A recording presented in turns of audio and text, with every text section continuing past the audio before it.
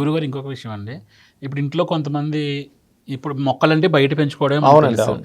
ఈ మధ్యలో ఫ్యాషన్ ఏమైపోయిందంటే ఇంట్లో స్నేక్ ప్లాంట్ అని, అవును, నెక్స్ట్ మళ్ళీ బ్యాంబో ప్లాంట్స్ అని, అవును. ఆ చిన్న చిన్న మొక్కలుగా చేసి ఇంట్లో ఇంట్లో ఉండేవి పెంచుకుంటారు. అవును. పెట్టుకుంటున్నారు. అవి పెట్టుకోవచ్చా గురువుగారు? పెట్టుకుంటే ఏ ఏ ప్లేస్‌లో పెట్టుకుంటే మంచిదంటారు అసలు? శాస్త్రంలో మనకి వాస్తులో 5 ఎలిమెంట్స్ ఉంటాయండి.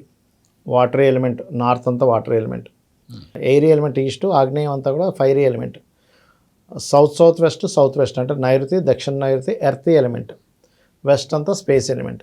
ఈ ఎలిమెంట్స్కి ఒక్కొక్క వస్తువుకు ఒక ఎలిమెంట్ ఉంటుంది. ఇప్పుడు ఎయిర్ ఎలిమెంట్ అంటే ఏంటి? ప్లాంట్స్. మీరు ఈస్ట్లోనే ఆగ్నేయంలో పెట్టుకోవచ్చు, ఎందుకంటే అగ్నికి వాయువు ఫ్రెండ్. తూర్పుకి ఎలాగో ఎయిర్ ఎలిమెంట్ కాబట్టి తూర్పులో పెట్టుకోవచ్చు. పడమరలో కూడా కొంతవరకు ఓకే, బట్ నైరుతిలో పెట్టకూడదు. ఓకే.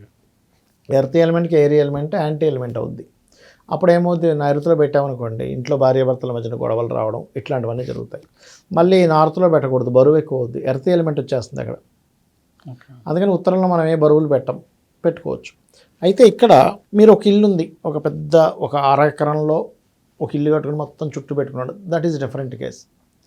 అలా కాకుండా ఒక బిల్డింగ్ కట్టుకున్నారు, బిల్డింగ్ పైన పెడుతున్నాం కుండీల్లాగా, అప్పుడు తూర్పు నుంచి దక్షిణం వరకు పెట్టుకోవచ్చు. అప్పుడు బరువులు కదా నైరుతిలో పెట్టడానికి వీల్లేదు, ఎందుకంటే దాని ఎలిమెంట్ తన తత్వం ఏంటనేది తీసుకోవాలి. అలాగే ప్లాంట్స్ ఒకటే కాకుండా ఇంట్లో పెట్టే ప్రతి వస్తువుకి కూడా దాని తత్వం ఏమిటి, మనం ఎక్కడ ఏ వస్తువుని పెడుతున్నాము, ఎక్కడ ఏ వస్తువుని మనం చూసుకుంటున్నాం అనేటువంటి దాన్ని క్లియర్గా మనం తెలుసుకోగలగాలి.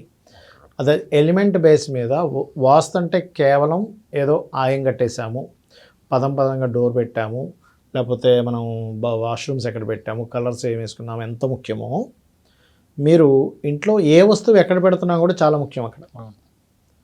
అర్థమైందండి? ఇందాక మీరు అన్నట్టుగా స్నేక్ ప్లాంట్స్ అంటే ఇంట్లో పాములు రాకుండా పెడుతుంటారు కొంతమంది, రకరకాల ప్లాంట్స్ ఉంటాయి, ఆక్సిజన్ పెంచుతున్నారు, మంచిదే.